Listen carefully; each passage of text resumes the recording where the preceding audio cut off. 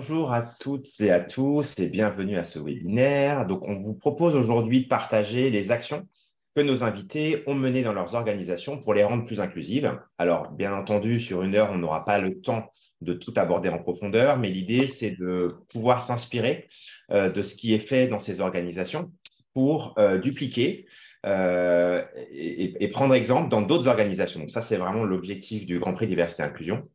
Donc pour cela, nous avons décidé avec Adrien de donner la parole ce midi à trois lauréats du Grand Prix Diversité et Inclusion 2022. Je rappelle qu'on a eu plus de 200 candidatures, donc on a eu beaucoup d'organisations qui s'étaient mobilisées. Une partie, je pense, sont là aussi aujourd'hui et il y a eu seulement 11 lauréats. Donc, en tous les cas, bravo à toutes et à tous qui vous mobilisez de vos organisations pour faire avancer la diversité et l'inclusion. Et donc, je vous propose aujourd'hui de commencer par vous, capitaine d'été. Donc, vous avez reçu le Grand Prix du jury en novembre dernier pour la Gendarmerie nationale. Bienvenue, merci d'avoir accepté de participer à cette table ronde. Et la Merci à première, vous pour l'invitation. et la première question qu'on a envie de vous poser, c'est est-ce que vous pouvez vous présenter et nous expliquer en quoi consiste le RAID? Donc, le RAID, c'est le réseau Égalité et Diversité de la Mhm. Gendarmerie nationale. D'accord, donc je suis la capitaine Marie-Ange de Thé, référente nationale égalité et diversité pour la gendarmerie nationale, en poste depuis un peu plus d'un an, mais depuis une dizaine d'années sur ces thématiques. J'anime un réseau qui est fort de plus de 570 personnels qui sont des volontaires, hein, qui sont répartis sur tout le territoire métropolitain et outre-mer. Donc, mes référents, ils ont des actions au niveau des départements et également au niveau des arrondissements. Donc, ils mènent des actions de prévention et de sensibilisation pour lutter contre toute forme de harcèlement, je dirais harcèlement, discrimination, violence sexiste et sexuelle. Donc, vous avez une référente nationale qui est devant vous aujourd'hui, des coordonnateurs égalité et diversité au niveau de chaque région, donc c'est-à-dire des formations administratives, et qui déclinent la politique égalité-diversité auprès de leurs référents qui, comme je vous le disais, sont situés au niveau des groupements. Voilà. Et ça se passe Merci, plutôt bien. merci beaucoup. Donc, un gros réseau, en Un effet. gros réseau. Du coup, ça m'amène un peu à la deuxième question, qui est comment est-ce qu'on fait pour être inclusif lorsqu'on a plus de 130 000 personnes qui travaillent à la gendarmerie nationale? Est-ce que vous avez des exemples un peu d'actions, Mhm. de choses qui sont mises en place à partager avec les personnes ici présentes? Alors, avant toute chose, donc effectivement, bon, pour qu'il y ait des actions, il faut qu'il y ait un diagnostic, hein. Il faut qu'il y ait un état des lieux de l'entreprise. Donc, c'est ce qui a été fait au niveau de la gendarmerie. Et il y a, je dirais, il y a eu deux plans d'action qui sont vraiment spécifiques. Le premier plan d'action, il date de 2014.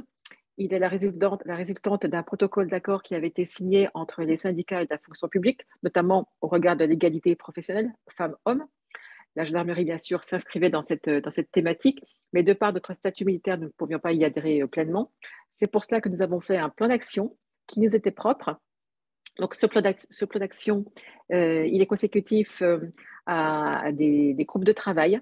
Donc, ce sont des personnes, on est allé sur le terrain, discuter avec nos personnels pour voir un petit peu quels étaient les freins, notamment par rapport à l'emploi des femmes sur certains postes. Et on a mené une réflexion en commune pendant plus de 6 mois. Et de cette réflexion, donc, est né le premier plan d'action égalité-diversité. Ensuite, donc, il s'est finalisé avec la mise en place donc, des référents, justement, égalité, de façon à être de plus en plus inclusif. Mais pour être inclusif, il faut communiquer et pour ça, ben, il faut s'entendre. C'est bien beau d'écouter, enfin, c'est bien beau d'entendre, mais il faut écouter. Donc, pour ça, il faut aller vers. Et puis, donc, ensuite, en 2018, on a eu les audits.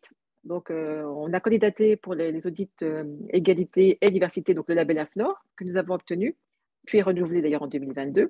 Donc, ça nous a permis également de faire un second diagnostic, voir un petit peu ce qui s'appliquait, et nos marches de progrès. Donc, ça, c'est important parce que, en fait, grâce à cet audit, lorsque nous avons décliné notre second plan d'action en juin 2021, qui est consécutif au plan d'action ministériel signé par Marlène Schiappa et Gérard Darmanin le 8 mars 2021. Donc, lorsque nous avons décliné ce deuxième plan d'action, nous nous sommes appuyés sur des indicateurs. Donc, cette fois-ci, on a mis en place un comité de pilotage avec sur toutes les thématiques, parce que bon, on a un plan d'action qui est assez costaud, je dirais, hein, puisqu'il a 5 axes, 22 mesures, 57 actions. On a vraiment axé sur la diversité, parce qu'en fait, on s'est rendu compte qu'il fallait vraiment former pour mieux communiquer. Et quand je parle diversité, en 2022, on s'est axé sur tout ce qui était LGBT-phobie. Parce qu'on s'est rendu compte sur le terrain que nos personnels, bien sûr, même s'ils connaissaient les thématiques, ne connaissaient pas forcément les définitions des termes, des mots. Et quand je parlais de, bien sûr, quand on parle d'homophobie, on connaît. Mais si on parle de transphobie, si on parle de transgenre, si on parle de transidentité, si on parle d'identité de genre ou d'expression de genre, parfois on perd nos personnels. Si on parle de non-binaire, de gender fluid, de queer, on les perd encore plus. Donc, c'est pour ça qu'on s'est dit qu'il fallait communiquer. Donc voilà, ça c'est des actions de sensibilisation au plus près du terrain et en continu au fil de l'eau. Ensuite, donc des indicateurs, c'est-à-dire que notre plan, il a 5 axes et 22 mesures. Ce plan d'action a été décliné par les coordonnateurs égalité et diversité au niveau des régions, mais également par des référents au niveau des groupements, donc des départements. Et en fait, tous les 6 mois, je leur demande des comptes. C'est-à-dire que tous les 6 mois, ils me font une situation de ce qui a été fait, voir un petit peu où en sont les mesures. Parce que, comme j'expliquais, c'est bien de faire un plan d'action, mais si on ne le suit pas, ben en fait, ça ne sert à rien, parce qu'il va se perdre. Donc, ce qu'il faut, c'est mettre des indicateurs avec des retours tous les 6 mois pour être sûr que ça se passe bien et les relancer. Mais au-delà de tout ça, ce qu'il faut, c'est faire vivre notre réseau. Et pour ça, il faut communiquer en permanence, notamment sur les grands événements, bien sûr, le 8 mars, le 17 mai, le 25 novembre, la marche des fiertés, mais également il faut faire de la communication en continu parce que, par exemple, le 17 mai, enfin, la journée du 17 mai, au final, ce n'est pas que le 17 mai, c'est toute l'année. Voilà. On est inclusif toute l'année, que par certaines dates, c'est ce que je veux dire, et ça, c'est important. Voilà. Est-ce que j'ai bien répondu? Merci beaucoup. Donc, si je résume, il y a du coup un diagnostic, une Oui, ambition, un oui, réseau. Vous oui, en parlez souvent, ça revient souvent. On sent que ça, c'est assez prégnant dans votre plan oui. d'action opérationnel. Hmm, Et puis, beaucoup de sensibilisation et des c'est indicateurs. ça. Et j'ai oublié de vous dire un truc concernant la formation, ça c'est vraiment important et ça il faut souligner. La formation des référents, elle est obligatoire, elle est en présentiel, elle est à minima sur 2 jours avec différents intervenants. Et ça c'est hyper important parce que si vous le refaites en e-learning, vous pouvez les perdre. Donc le e-learning c'est bien, le présentiel c'est mieux. Surtout pour des Voilà, référents. Merci absolument. beaucoup, Merci à capitaine. vous. Je propose qu'on passe à Marie. Bonjour Marie. Tu es en charge du développement du Centre Égalité, Diversité et Inclusion de l'ESSEC Business School. Alors, on se connaît bien puisque nous déployons déjà la fresque de la diversité auprès de nos clients et partenaires. Est-ce que tu peux aussi te présenter à ton tour, nous expliquer les engagements de l'ESSEC sur ces enjeux sociétaux? Et il me semble que ça fait déjà à peu près une vingtaine d'années que l'ESSEC est engagé sur ces sujets. Oui, absolument. Merci. Bonjour à toutes et à tous. Ravie d'être avec vous. Donc, moi, je suis Marie Morellet. Je suis responsable du développement du Centre Égalité, Diversité et Inclusion de l'ESSEC. On est une équipe, une quinzaine de personnes à travailler sur les questions d'égalité des chances, de diversité et d'inclusion. Et effectivement, on va fêter nos 20 ans d'engagement fin mai. L'engagement historique de l'ESSEC sur ces questions-là étant autour de la question de l'égalité des chances avec un prisme spécifique lié notamment au fait d'être un établissement d'enseignement supérieur qui est autour de la diversité sociale et territoriale. Voilà, on est aujourd'hui, en tout cas depuis maintenant, je dirais 2 ans, dans une nouvelle phase de l'engagement de l'ESSEC sur ces sujets. La fresque de la diversité, on va en parler, fait partie du tournant qu'a pris l'ESSEC pour s'engager et continuer à se mobiliser sur ces sujets. En fait, on a travaillé voilà, pendant, je dirais, 15 ans vraiment à plein temps sur les questions d'accès à l'enseignement supérieur, les questions d'accès à l'ESSEC, en mobilisant nos étudiants auprès de collégiens, de lycéens pour ouvrir des perspectives, pour faire en sorte qu'ils soient plus nombreux globalement dans l'enseignement supérieur, à s'autoriser, penser à des établissements d'enseignement supérieur sélectifs, à des parcours d'études intéressants. On a aussi beaucoup travaillé sur les questions d'accès à l'ESSEC, les questions de recrutement, le sacro-saint concours auquel il est si difficile de toucher. Comment est-ce qu'on peut modifier un certain nombre d'accès finalement et comment on regarde cette question du recrutement pour justement ouvrir l'école à des profils plus divers. Donc un gros travail autour de ça qui nous a permis d'ailleurs de passer de 5% de boursiers à 22% de boursiers en 20 ans. Donc on a encore un chemin devant nous, hein, mais voilà, c'est aussi aussi cet indicateur-là, donc on regarde de très près. Et puis, depuis quelques années maintenant, on travaille évidemment à la question de l'accompagnement de ces étudiants et de ces étudiantes à l'ESSEC. Qu'est-ce qui se passe quand on arrive à l'ESSEC et qu'on vient d'un quartier? Qu'est-ce qui se passe quand on est musulman ou musulmane et qu'on porte le voile? Qu'est-ce qui se passe quand on est en transition? Qu'est-ce qui se passe quand… Voilà, donc l'idée, c'est vraiment de travailler sur l'accompagnement de ces étudiants et ces étudiantes qui arrivent à l'ESSEC et de faire en sorte qu'ils puissent bénéficier de l'ensemble de la proposition pédagogique, mais aussi la vie étudiante et académique de l'ESSEC. Et puis, nous, ce qu'on a fait comme chemin récemment, c'est finalement de se dire, évidemment, il y a des étudiants qui ont des besoins particuliers, il faut pouvoir y répondre. Mais en fait, l'inclusion, c'est aussi la sensibilisation, et je vais mettre des gros guillemets, mais la sensibilisation des groupes majoritaires à ce que veut dire être dans une école inclusive, à travailler sur le regard qu'on porte à l'autre, à sa relation à l'altérité, à comment finalement on a un gâteau qui est le même pour tout le monde et comment ce gâteau, on essaye de l'élargir pour que tout le monde puisse trouver sa place. Et donc, c'est dans cette optique-là, vraiment, de travailler sur la question de l'inclusion qu'on a créé la fresque de la diversité pour sensibiliser d'abord nos étudiants et étudiantes. Et c'est ce qui nous a incité à développer cet outil. Mais nous, en fait, on vient de l'innovation sociale. On est adossé depuis 20 ans à la chaire innovation sociale. Et donc, tous les outils, les contenus, les formations, et tout ce qui peut être mis à disposition plus largement de l'écosystème, des entreprises et de la société, voilà, c'est aussi comme ça qu'on avance. Et donc, cette fresque, aujourd'hui, elle est déployée évidemment bien au-delà de l'ESSEC, notamment en lien avec vous, Adrien et Fabien. Et puis, voilà, on est là aussi au début d'un chemin. Alors, merci. Du coup, parlons un peu de la fresque de la diversité, parce que vous avez reçu à l'ESSEC, vous avez été récompensé par le jury du Grand Prix 2022, Grand Prix Diversité et Inclusion 2022, pour la fresque de la diversité. Est-ce que tu peux nous la présenter un petit peu, la genèse, les objectifs, où on en est du déploiement? Est-ce que ça marche bien? Avec plaisir. Ça cartonne.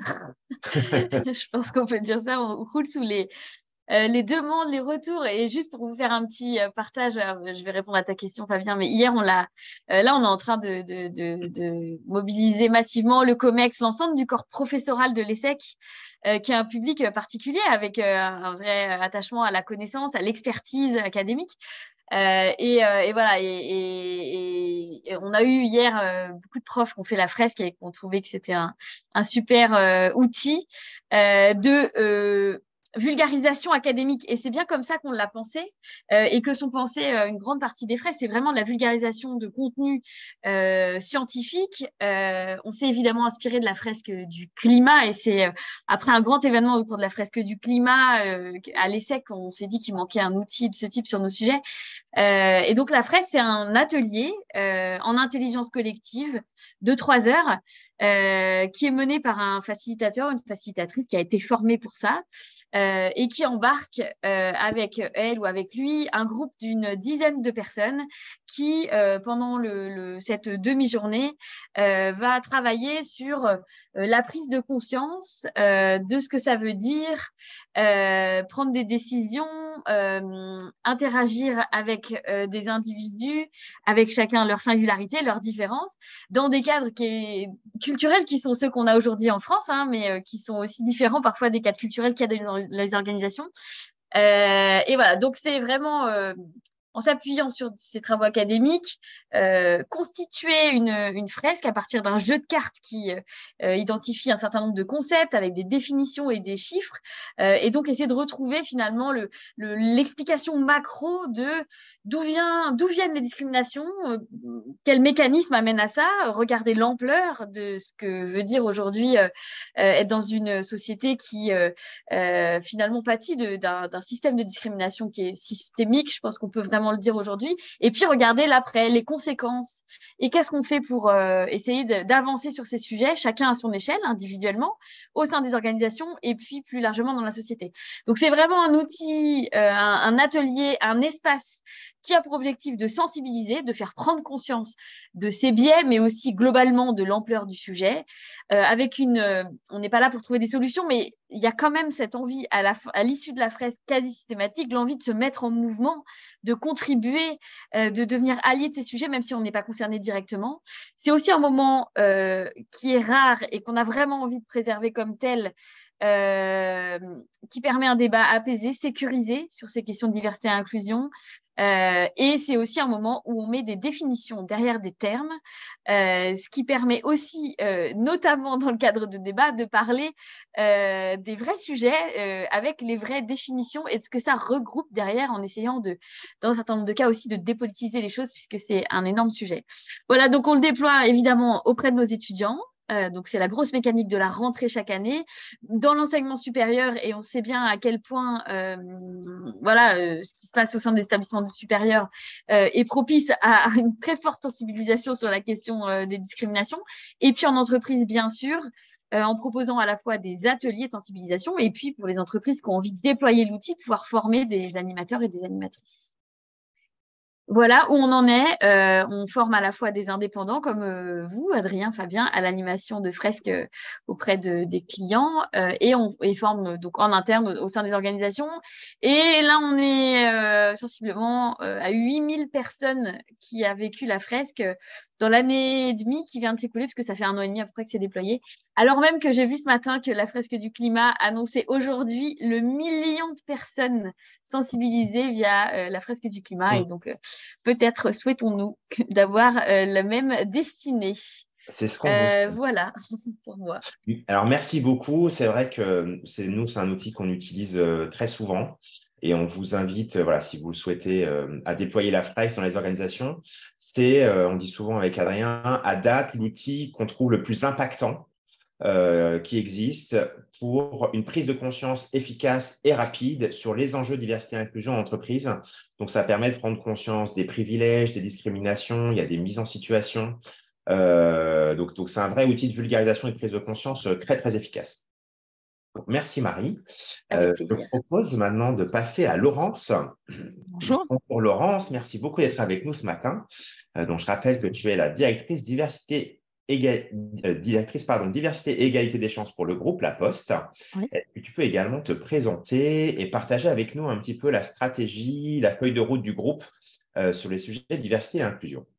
Alors effectivement, donc la Poste, hein, c'est un. Alors me présenter, tu viens de le faire, donc je vais pas le refaire.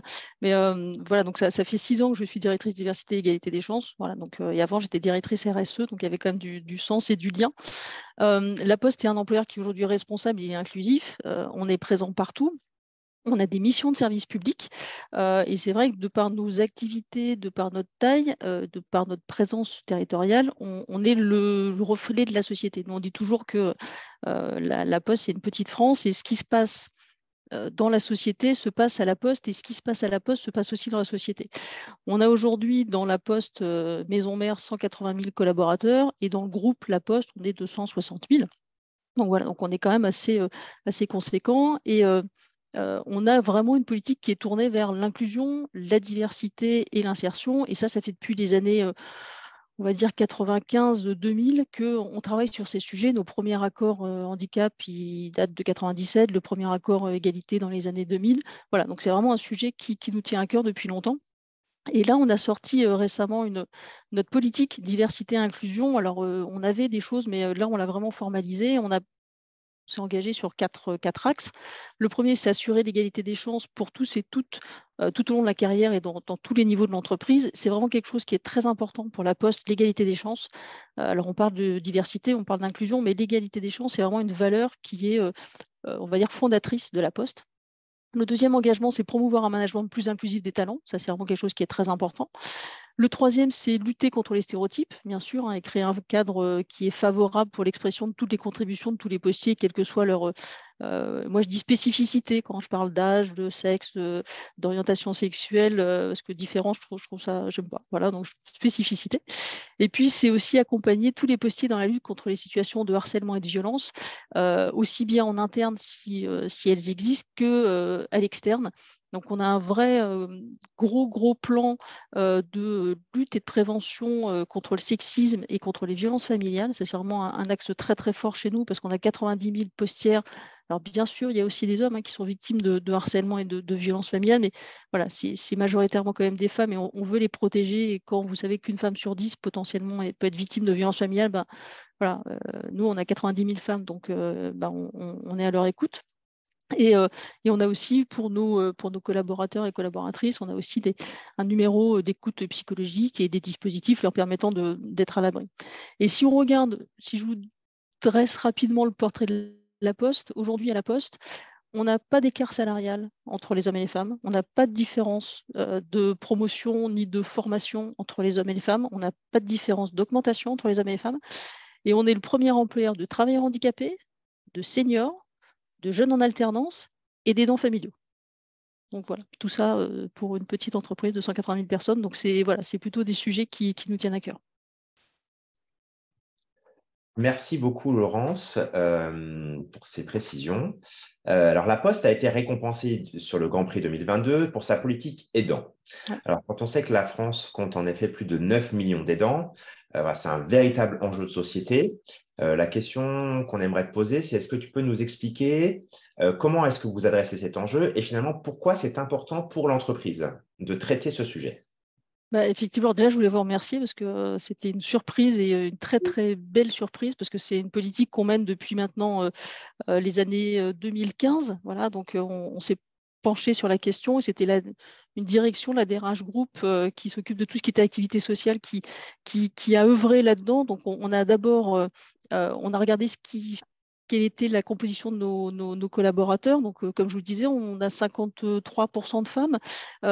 Aujourd'hui, on a à peu près 50% de nos effectifs qui ont plus de 50 ans. Et quand on regarde un petit peu la typologie des personnes aidants, aujourd'hui, c'est plutôt des femmes et plutôt des personnes de plus de 50 ans. Donc, évidemment, on était dans la cible. Et donc, dès 2015, on a commencé à regarder un petit peu ce qui touchait aux aidants. Personne n'en parlait quand même à l'époque. Et on s'est rendu compte qu'ils avaient besoin de temps, qu'ils avaient besoin d'être accompagnés et qu'ils avaient besoin aussi parfois d'être suivis aussi financièrement ou aidés financièrement. Et donc, en 2015, on a commencé à travailler sur le sujet. On a créé un guichet des aidants. Donc, c'est une plateforme téléphonique qui permettait aux postiers de pouvoir en fait poser des questions et avoir accès à des offres spécifiques pour eux, entre guillemets. En 2017, on a créé un certificat des aidants.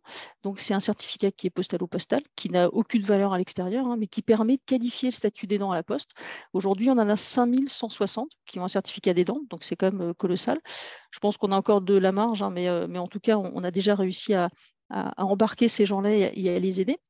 Donc, ce certificat, il donne toujours accès à des CESU, donc chèque emploi universel supplémentaire. Il donne accès à des hébergements médicalisés pour partir en vacances, par exemple, avec son aidé, à de l'aide au répit, à des congés pour hospitalisation. Enfin voilà, donc vraiment, ce certificat permettait à nos postiers et à nos postières de pouvoir avoir des avantages particuliers de par leur statut.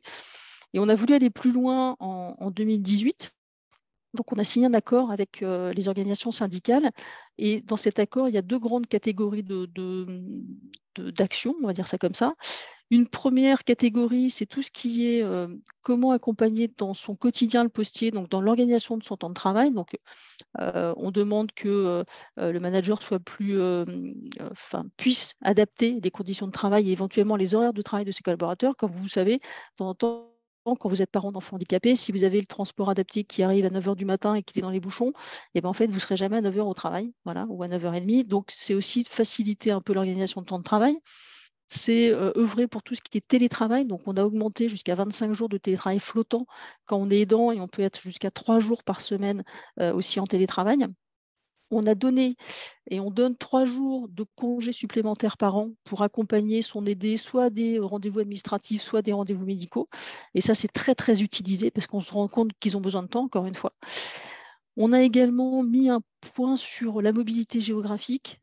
Concrètement, vous êtes factrice à Paris et votre aidé est à Brest, il est en fin de vie.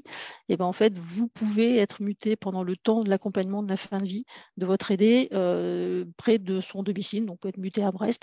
Après, si vous voulez rester sur le territoire, vous pouvez. Ou si vous voulez revenir dans votre territoire initial, vous pouvez aussi. Donc, ça, c'est aussi quelque chose qui est très, très important parce qu'on avait des collaborateurs et des collaboratrices qui passaient pas mal de temps dans les transports le week-end ou qui étaient obligés de poser des semaines entières de congés. Voilà, ça, c'est vraiment quelque chose d'important. Et puis, on facilite aussi le temps partiel, mais c'est un petit peu comme toutes les entreprises. Donc ça, c'était le premier grand volet pour ceux qui ont le certificat des aidants. Et puis, on a également mis en place un autre dispositif, c'est les dons de jours. Donc en fait, on a créé un fonds de solidarité. La Poste met 1000 jours par an sur ce fonds de solidarité et les postiers peuvent donner des jours s'ils le souhaitent. Les dons sont anonymes et dans les dons et dans la façon et dans les personnes qui vont les recevoir. Et donc, on a une commission qui va attribuer, une commission d'attribution des dons de solidarité qui va attribuer des jours aux postiers qui sont aidants de personnes généralement lourdement dépendantes. Donc, on est plutôt sur de la fin de vie. Et ils peuvent obtenir jusqu'à 60 jours. Donc, c'est 30 jours renouvelables une fois par an. Voilà. Et aujourd'hui, on accompagne en moyenne entre 30 à 40 postiers ou postières par an. Et on donne en moyenne entre 2000 et 2000... on a déjà donné 2500 jours, je crois, pour ces postiers. Donc, voilà. Donc, c'est vraiment quelque chose qui, hélas, entre guillemets, marche. Mais voilà, ça prouve vraiment qu'il y avait un vrai besoin d'un dispositif comme celui-là dans une entreprise comme La Poste. Voilà. Alors, je pense que c'est également, il y a des besoins aussi dans les autres entreprises, mais voilà, en tout cas, là, on a vraiment réussi à avoir un système qui nous permet un accompagnement de ces postiers. Et on s'appuie également sur tout notre réseau d'assistants sociaux. Donc, on a plus de 200 assistants sociaux sur tout le territoire qui vont accompagner ces postiers aidants et qui vont justement leur permettre d'accéder à ce fonds de solidarité. Voilà rapidement. Merci beaucoup, Laurence, c'était très clair. Alors, je vous rappelle que vous pouvez poser des questions sur le chat, l'onglet questions et réponses. On y répondra tout à l'heure. Alors, j'avais 2 questions qu'on a envie de vous poser. On sait que pour faire avancer les sujets de diversité et inclusion en entreprise, on a besoin de l'engagement des dirigeants au plus haut niveau. Est-ce que vous avez des conseils pour faire s'engager les dirigeants sur les sujets, faire comprendre? Peut-être Marie? Oui, j'ai envie de commencer par dire, peut-être commencer par leur faire jouer la fraise de la diversité, mais pas très objectif comme proposition. Je dis ça et en même temps, j'y crois quand même un peu. En tout cas, l'idée de se dire qu'on met déjà un premier niveau de connaissance ou en tout cas de prise de conscience de ce que ça veut dire aujourd'hui être une organisation inclusive pour des personnes qui peut-être n'ont pas idée de ce que ça peut vouloir dire ou qui peuvent par ailleurs être déjà avancées sur ces sujets, mais en tout cas s'assurer qu'il y a un niveau de connaissance, un premier niveau de connaissance et de prise de conscience qui est là.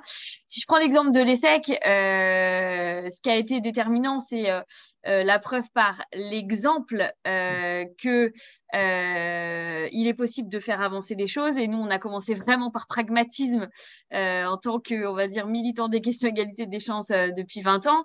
Et petit à petit, alors évidemment qu'il y avait le soutien de la direction, mais petit à petit, en fait, c'est ce qui a permis aussi de mobiliser la direction. Donc, c'est presque une dimension d'intrapreneuriat d'une certaine manière qui a permis de mobiliser la direction qui est aujourd'hui évidemment pleinement mobilisée et qui a du coup inscrit dans la stratégie de l'ESSEC les questions de transition écologique et sociale, évidemment issues de cette expérimentation et de cette avancée empirique, mais aussi parce que les étudiants qui arrivent à l'ESSEC arrive avec un logiciel qui a quand même pas mal changé par rapport à il y a quelques années et que ça pousse très fort du côté des étudiants pour faire bouger les choses, alors à la fois à l'ESSEC, mais aussi auprès des organisations dans lesquelles ils vont aller juste après.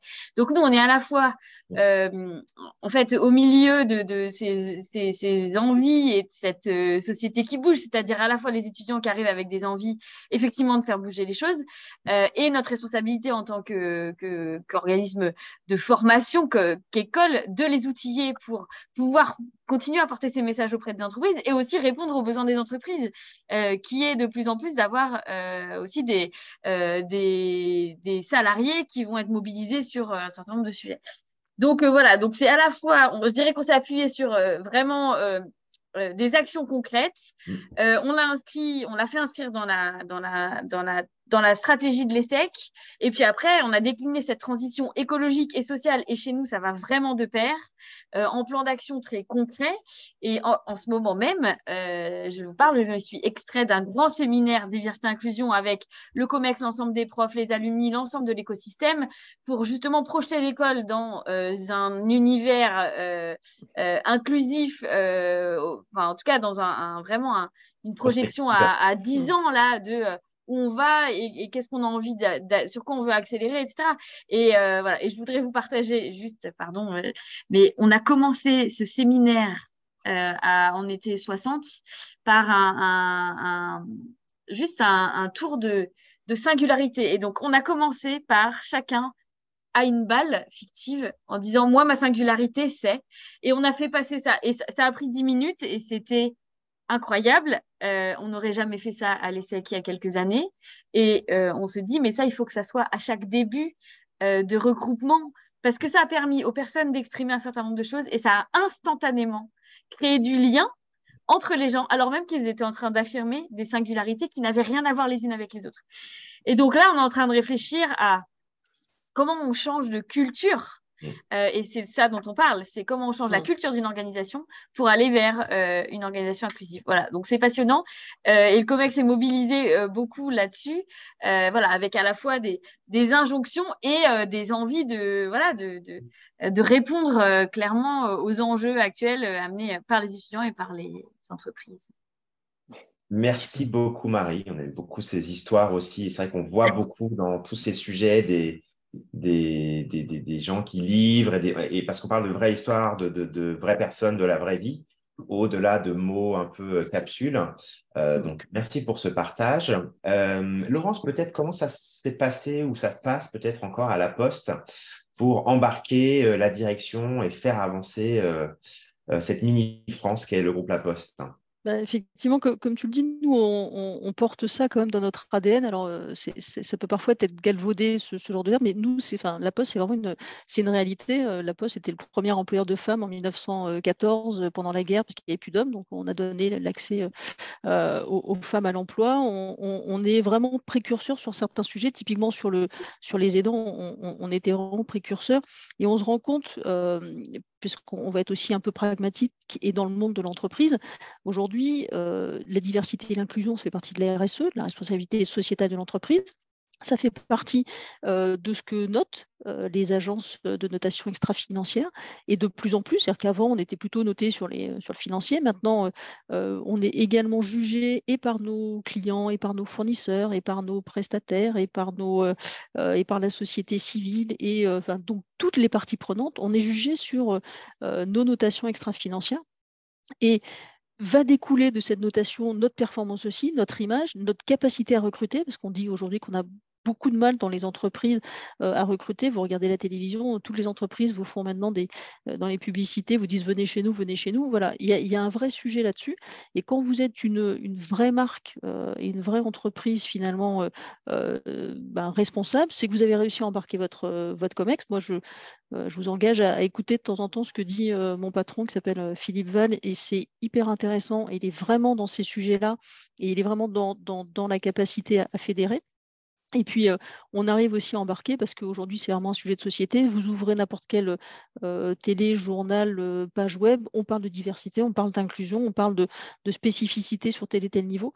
Donc voilà, donc aujourd'hui, je pense que les entreprises, en tout cas au niveau de la Poste, on a bien conscience qu'il y a un intérêt. Nos patrons ont également conscience. Et quand on regarde nos rapports sociaux, nos rapports, comment dirais-je, RSE, etc., on voit bien que ça a pris une ampleur colossale et que de toute manière, les dirigeants sont bien sûr les pilotes finalement de la ligne directrice qui va être donnée. Donc forcément, en tout cas à la Poste, hein, on est vraiment engagé sur le sujet et nos patrons le sont également. Merci beaucoup à toutes les deux. Du coup, je retiens, donc il y a toute une partie prise de conscience, comprendre un peu de quoi on se parle, quels sont les enjeux. Il y a une partie, comment je le mets sur la fiche stratégique, la vision stratégique, qui peut être aussi celle de la RSE. Voilà, ça reste complètement le S de la RSE, en effet. Ah oui, oui. La partie aussi, comme expliquait Marie, sur la preuve par l'exemple. Démarrer, nous on dit souvent, il faut démarrer.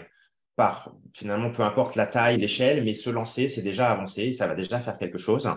Et le dernier, point que j'avais été noté, c'était la partie, les parties prenantes. Donc, on se parlait des clients, des collaborateurs, Marie, des étudiants. Les étudiants sont les collaborateurs de demain. Et ça, on sent aussi beaucoup en entreprise qu'il y a cette nouvelle génération qui pousse un peu, qui a un logiciel différent et qui est parfois un peu perturbant pour les recruteurs. Et si on est perturbé ou bousculé par ceux qui sont sur le marché aujourd'hui, dites-vous que ceux qui sont au collège et qui arrivent dans les organisations dans 8 ou 10 ans, c'est x100. Donc, finalement, on dit aussi souvent aux entreprises que ce n'est pas trop tard, mais par contre, c'est vraiment maintenant qu'il faut s'y mettre pour préparer finalement la culture de l'entreprise et pas que les managers, c'est tous les collaborateurs à l'arrivée finalement de ces nouvelles générations qui vont effectivement bousculer un ordre plutôt établi depuis plusieurs dizaines d'années dans l'entreprise. Alors, la deuxième question qu'on voulait poser avant de passer à vos questions, capitaine de thé, vous l'avez mentionné, les indicateurs. Donc, nous, on dit souvent ce qui ne se mesure pas n'évolue pas et on ne sait pas si ça avance ou pas.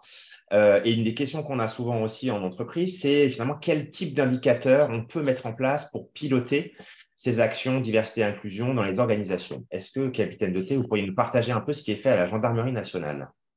Alors, effectivement, donc au niveau des indicateurs, comme je vous disais, là j'en ai 57 indicateurs sur le dernier plan d'action. Donc en fait, on a capitalisé les réflexions de nos groupes de travail. Par exemple, alors je vous donne un exemple, les jurys, tout ce qui est recrutement, on pouvait avoir des discriminations par rapport à l'origine, c'est-à-dire la glottophobie, l'accent, ou des questions qui étaient posées qui n'avaient rien à voir sur la situation de famille, sur les enfants, sur la grossesse. Donc ça, c'est interdit. Donc justement, on a fait des mesures, des indicateurs pour sensibiliser nos jurys. Donc j'ai demandé avec des dates butoirs, de façon à ce que tous les jurys soient sensibilisés avant, par exemple, le 1er janvier 2023. Ensuite, on a demandé également d'avoir des fiches réflexes, par exemple sur les congés maternité, sur le congé parental pour un homme, parce que ça existe aussi, ou pour des hommes qui se marient avec d'autres hommes et qui adoptent. Enfin voilà, comment faire avec des dates également butoirs à chaque fois. En fait, on a couvert un ensemble de spectres. On n'est pas resté que sur une seule thématique. Je ne sais pas si vous me suivez. Oui. Oui, tout à fait. Oui, voilà. En fait, voilà, on s'est appuyé sur des faits, sur l'existentiel. Et après, donc, on a décliné avec je dirais des dates, quoi, tout simplement. En fait, on a fait un tableau qui est très normé. Ok. Voilà. Ce qui est bien, capitaine de thé, c'est que finalement, ce que vous évoquez là, avec plus de 100 000 collaboratrices et collaborateurs, c'est vrai aussi pour une entreprise qui a finalement 20 salariés et qui peut suivre comme ça son plan d'action, mesurer, se mettre des objectifs comme on le fait tous les jours en entreprise. C'est ça. En fait, bon, après, je veux dire, le plan d'action, il est sur 3 ans, hein, donc il est triennal, parce qu'il ne faut pas faire peur non plus.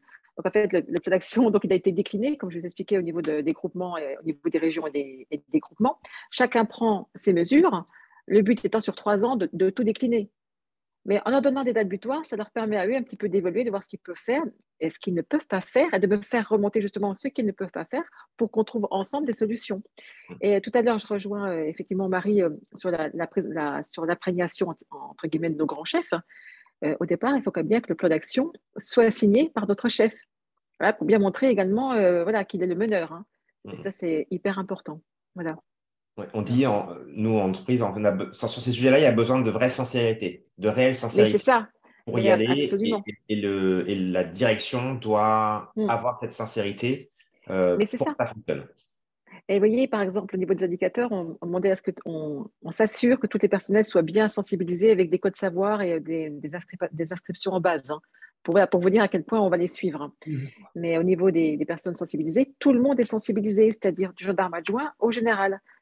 Tous les statuts, en fait, voilà, toutes les strates sont sensibilisées. Et pas qu'une seule fois, plusieurs fois dans leur carrière. Et ça, c'est hyper important. Merci beaucoup, capitaine, pour vos exemples. Laurence, peut-être, est-ce que tu as aussi à la Poste, tu peux nous partager quelques exemples de KPI, d'indicateurs qui sont suivis et qui permettent de mesurer les avancées? Effectivement, alors nous, on a la chance d'être une entreprise de grande taille, donc on a des obligations déjà réglementaires. Alors nous, on doit avoir entre 100 et 150 indicateurs parce que on a la chance d'être challengé par nos organisations syndicales, donc on a des accords sociaux sur l'égalité professionnelle, sur le handicap, sur les aidants, et donc de fait, on a des commissions de suivi de ces accords où on se doit, de par ce que l'on a signé dans nos accords, de présenter un certain nombre d'indicateurs. Donc déjà, là, je pense qu'on en a à peu près à 150.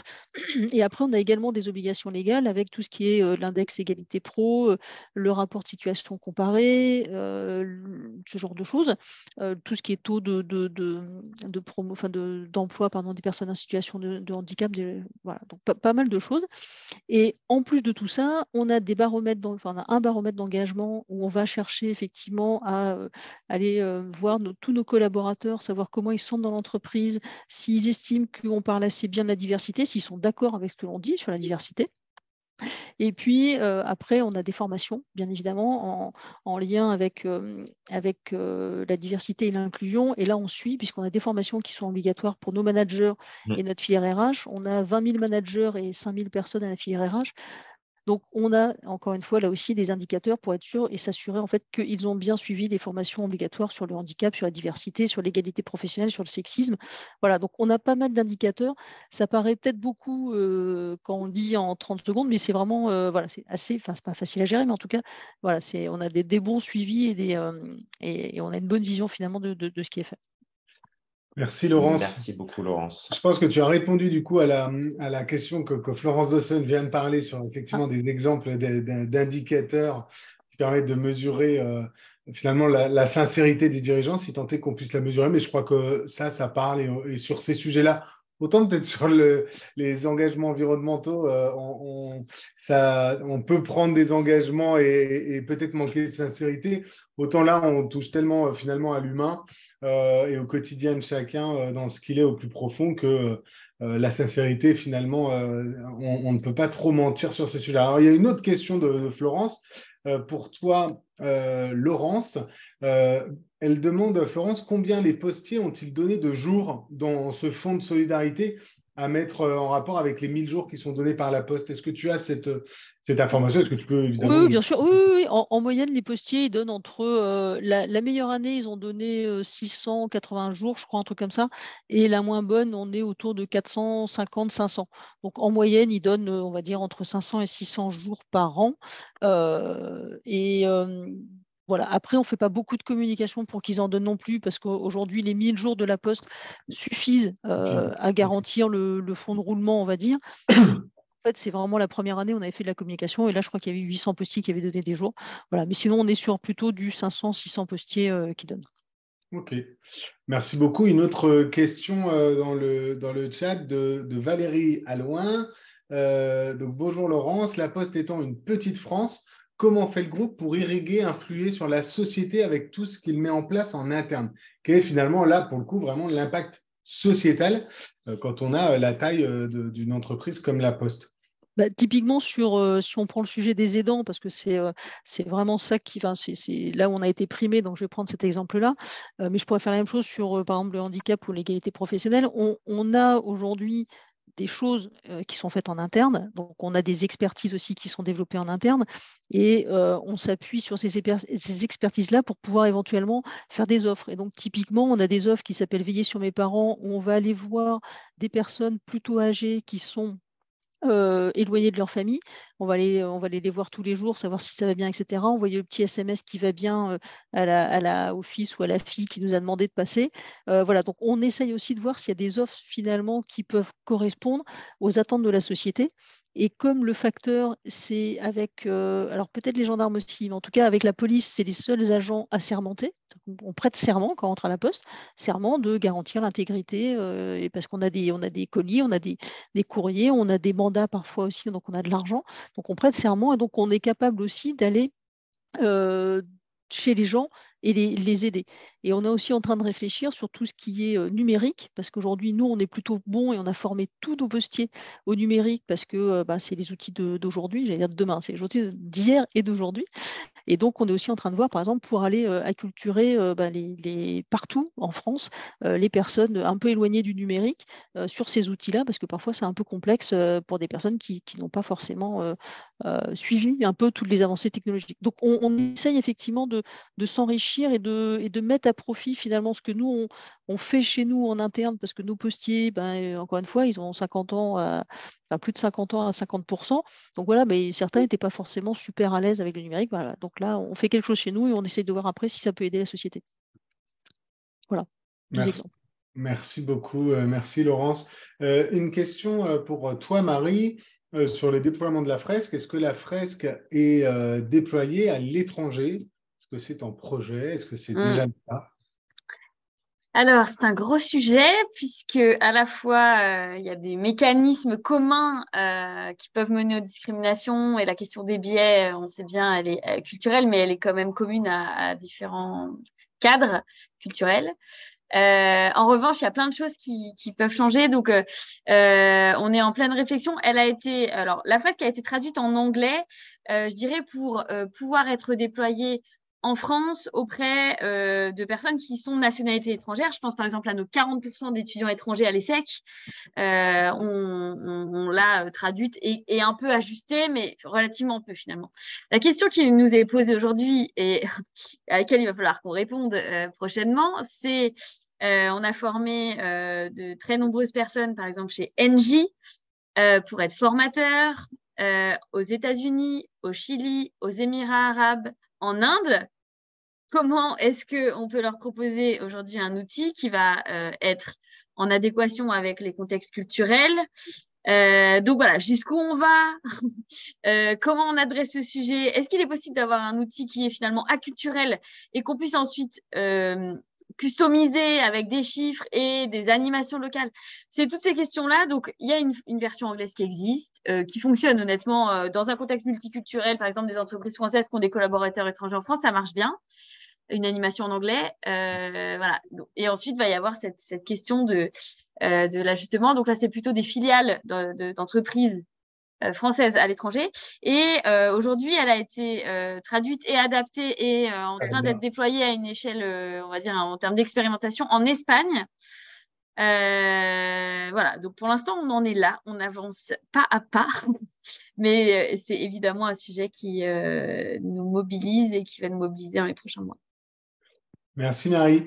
On a une autre question pour toi de la part de l'équipe de la ministre Elisabeth Moreno qui nous suit en ce moment. Comment peut-on être formé à la fresque? Est-ce que tu peux nous donner les différents modèles? Oui. Merci. Alors, aujourd'hui, on forme des indépendants et des indépendantes, des personnes qui sont en freelance, qui sont facilitateurs ou facilitatrices avec une appétence pour ces sujets. Il y a d'ailleurs un appel à candidature qui est en cours et à qui on va proposer d'être formé à l'animation de cette fresque. Je précise juste que animer une fresque du climat et animer une fresque de la diversité, ce n'est pas du tout la même chose, que c'est bien plus complexe d'animer une fresque de la diversité de par, on va dire, la largesse des sujets. Le climat, c'est le GIEC. L'inclusion et la diversité, c'est multidisciplinaire, psychologie sociale, sciences cognitives. Donc, c'est un sujet compliqué. Par ailleurs, c'est un sujet qui va toucher à des sujets qui sont très personnels, intimes. C'est donc un atelier qui va amener à en tout cas, devoir faire front aux émotions de tout type, de la tristesse, de la colère, du déni, de manière forte, dans certains cas. Et en plus, le format de l'atelier qui consiste à alterner des tours de cartes et des activités fait qu'il y a une technicité plus forte. Bref, tout ça pour dire qu'on est plus exigeant clairement, et on l'assume vraiment parce qu'une fresque de la diversité mal animée, ça peut être extrêmement dommageable pour les personnes. Donc, on a un appel à candidature qui est ouvert actuellement pour former des personnes, des facilitateurs et des facilitatrices freelance à l'animation de la fresque. Voilà, donc ça, c'est la première manière de devenir fresqueur ou fresqueuse. Par ailleurs, on forme en interne au sein des organisations des personnes pour qu'elles puissent animer auprès de leurs équipes, de leurs collègues, du COMEX, de leurs filiales, etc. Donc, il y a vraiment les deux manières de faire en parallèle. Alors, on a plusieurs personnes, évidemment, qui ont envie d'en savoir plus. Donc, on sera évidemment ravis soit de vous répondre directement, puisque on sera ravis de pouvoir pour vous dans vos organisations ou vous mettre en relation avec Marie qui a toujours plein d'idées pour déployer cette fresque de manière très innovante dans les organisations.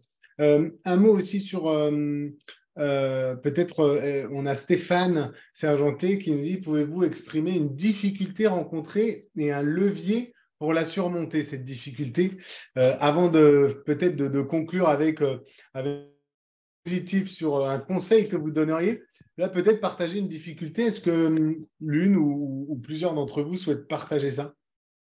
Bah, moi, une difficulté, c'est le financement des actions, toujours. Enfin, toujours, pas toujours, mais en tout cas, ça peut exister. Et c'est vrai que voilà, il y a des choses qui sont. Enfin, je le prends moi à mon échelle, parce que quand on est 180 000 collaborateurs, généralement, quand vous avez une super bonne idée, vous êtes un cabinet conseil, où vous faites la fresque de la diversité, du climat, etc., c'est une magnifique idée. Sauf que quand on est 180 000, c'est compliqué ou alors c'est très chronophage. Voilà. Donc, il faut qu'on arrive à trouver, nous, des solutions. C'est chronophage, ouais. Voilà, parce qu'on a fait, on a déjà fait 5000 fresques du climat, donc c'est super, mais voilà, si on fait fois homme, temps, etc. Enfin, bon. Mais donc, c'est comment est-ce qu'on arrive effectivement à surmonter ça, comment est-ce qu'on arrive à prouver aussi l'intérêt et le retour finalement, alors c'est terrible comme mot, mais le retour sur investissement de ces actions-là.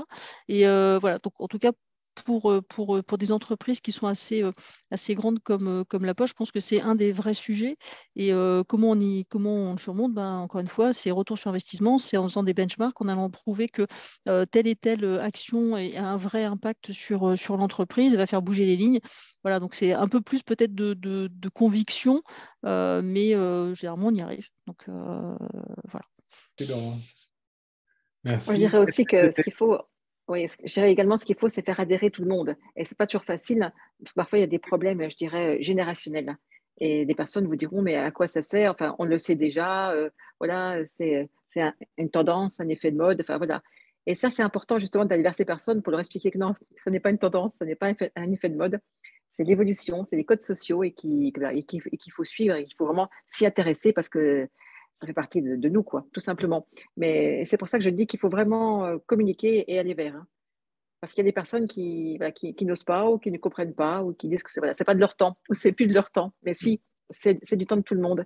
Et c'est pour ça que lorsque nous, on fait des formations, même des sensibilisations, on s'arrange toujours pour s'adapter au public que l'on a en face en fonction des âges et des emplois tenus. Et in fine, après, on leur fait des petits quiz, mais des quiz très ludiques, hein, de façon à les inviter à réfléchir. Donc, ce sont des petits quiz sympas qui ne durent pas longtemps, de façon à ce qu'ils puissent en fait se lancer une réflexion. Et souvent, ils sont très, très surpris, notamment par rapport à l'origine du 17 mai, par rapport, par exemple, à la date de la fin des maladies mentales. Vous voyez, c'est hyper important. Ou également le fait que dans certains pays, l'homophobie, c'est la peine de mort. C'est des choses que, voilà, si vous ne leur dites pas, ils ne le savent pas. Et c'est pour ça que je dis que, voilà, et par l'entremise de quiz, ça nous permet de mieux communiquer et après, ils se disent, bah oui, effectivement, ça alors, voilà, je ne pensais pas que c'était possible et que ça existait encore de nos jours, quoi. Et ça, je pense que c'est important. Voilà. On parlait des vifs, des violences intrafamiliales, mais je vois c'est souvent passé en silence. On ne parle pas des vifs vis-à-vis des hommes, notamment dans les couples homosexuels. Je veux dire, c'est important aussi. Et on a également des vifs, parfois qui sont beaucoup plus violents. Mais encore faut-il en parler, oser en parler. Et ça, c'est pas facile non plus. C'est clair, en Donc, c'est pour parler. ça que Libérer la parole. on va libérer la parole, aller vers, déposer plainte et tout. C'est pas facile. C'est pas facile Non, pour une non, femme. on ne dit pas que Mais c'est c'est pas facile. C'est encore moins facile apparemment de ce qui m'a été rapporté pour un homme vis-à-vis d'un autre homme. C'est compliqué. Parce qu'il faut dire également qu'il a été violenté et en plus qu'il faut qu'il mette en avant son orientation sexuelle. Ça peut être dur pour lui. Donc c'est pour ça qu'il faut se former pour mieux les aider, pour mieux aller vers eux, voilà, pour communiquer. Et c'est pour ça qu'il faut se comprendre et parler le même langage, tout simplement. Merci, capitaine de thé. Laurence, une dernière question pour toi de l'équipe de Youn. Est-ce que l'inclusion des personnes étrangères en France, quel que soit leur statut administratif, s'est déjà présenté dans vos différents échanges? Oui, on a déjà fait des expérimentations avec des réfugiés ukrainiens pour justement, enfin les dernières en date, ça a été ça. Donc oui, ça a pu se présenter, oui, ça se présente. Donc oui, on fait des expérimentations et on essaye d'accompagner aussi ces populations-là. Alors soit en interne, La Poste, Maison Mère, soit dans nos filiales aussi. Ok, merci beaucoup Laurence. Peut-être un mot, un dernier conseil que vous donneriez aux participantes et participants de ce webinaire en 3 mots. Capitaine de thé, est-ce que vous voulez commencer? Alors moi je dirais ce qu'il faut c'est échanger, échanger de bonnes pratiques, voilà, et ne pas hésiter à aller vers l'autre. Voilà. Il faut, moi je vais aller voir Marie à l'ESSEC et puis Laurence à la Poste et voilà. en fait, on est tous, il faut apprendre les uns des autres, voilà, pour marcher ensemble et faciliter le mieux vivre ensemble. Et ça, c'est important. Merci, capitaine. Laurence? Bah, moi, ce sera ne rien lâcher, se benchmarker. Donc, je suis d'accord avec le capitaine, avec plaisir, et avec plaisir aussi pour échanger avec Marie, parce que voilà, mais surtout rien lâcher, faut vraiment être persuadé de nos convictions et qu'on a raison de toute manière. Donc voilà, et aller regarder un peu ce qui se fait ailleurs. Merci beaucoup, Marie. Le mot de la fin. Moi, je pense que l'enjeu du 21e siècle, enfin de ce qu'il en reste là, sur nos sujets, ça va vraiment être l'écoute au sens premier du terme, parce que c'est ce qui permettra vraiment d'entendre justement quels sont les enjeux pour les personnes, d'écouter les résistances, d'écouter les réticences, parce que sur ces sujets, les gens ont l'impression de n'être jamais entendus, ni dans un sens, ni dans l'autre. Et c'est ce qui crée aussi une forme parfois de crispation, et donc d'avoir des espaces où on peut échanger, écouter avec une vraie qualité d'écoute, être indispensable dans les années à venir. Voilà. Merci beaucoup. Merci à toutes et à tous d'avoir participé à ce premier webinaire. Merci évidemment à vous trois d'avoir pris ce temps pour partager avec nous. Voici les dates à retenir pour AFL Diversity, mardi 9 mai à l'UNESCO pour la conférence de lancement du Grand Prix Diversité et Inclusion 2023.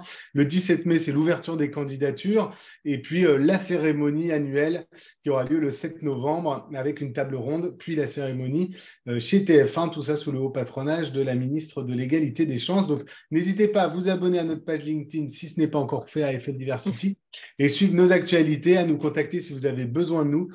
Merci beaucoup et continuez à agir dans vos entreprises, quelle que soit leur taille, leur secteur d'activité. C'est grâce à vous que vous allez pouvoir faire avancer les choses. Merci beaucoup. Au revoir. Merci beaucoup. Au revoir, merci. Merci, bonne journée.